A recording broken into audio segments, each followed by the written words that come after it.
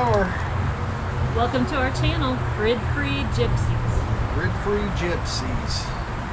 Our ultimate goal is to travel around either in this GMC Safari minivan, plus we have two full-size camper vans, one extended, one shorter one. They're both factory. Back here. And a Toyota. We got a Toyota 4Runner also that we're planning on doing some traveling and stuff in. So ultimate goal is trying to stay away from campgrounds with power, water, and all that, and just like the name implies, grid free. Do a lot of remote primitive camping, probably mostly tent, hammock camping. We're not actually looking to live out of the van like we do in the big ones, well, the minivan, but live out of the van. Just use this as transport from point A to point B and adventures in between, and then utilize what we carry with us to stay in.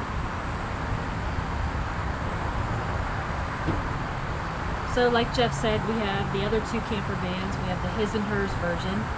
His is an 87 Dodge Turtle Top. Mine's an 85 Dodge regular size with the top on it. Prospector. The Prospector. This is a 2000 GMC Safari, so we have a wide range.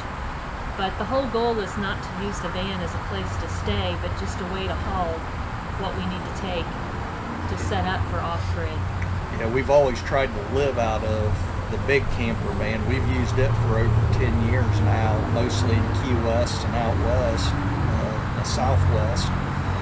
But we've always tried to live out of it like an RV. We've tried to climate control it like an RV or a home, and everything we've done for the most part has it's either failed or not worked out all that great. So we've tried to retool. We've been doing this for 10 and a half, almost 11 years, and it's still a learning curve. Every time we go out, we can learn something new, a better way or different way to do stuff. So even though we're kind of old hats at it, and was doing this way before it was cool and everything else,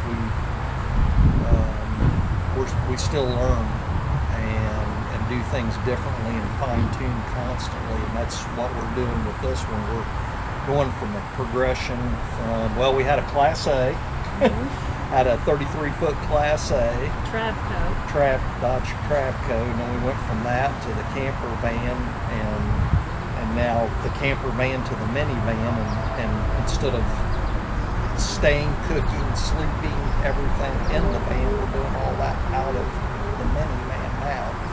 Again, this is just a conveyance. If we get hit, T-boned, breaks down, whatever, we go to the nearest enterprise, we get a rental car, everything, all of our gear, everything we have, shove over into another vehicle, and we're back on the road again and on with our adventure. It doesn't ruin our trip where we're out in a van or something like that, and we've always talked about this, pretty much our entire lives are inside of that when we're traveling, and if it breaks down, we get in an accident or whatever, we have to walk away from it. Everything is built in. All the systems is built into the van, so we're just going to have to walk away in the van.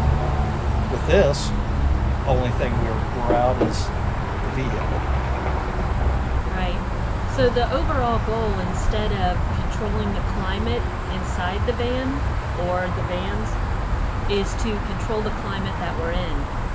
So we're not going to pick a destination, we're going to pick a weather situation. Chase the weather from here on out.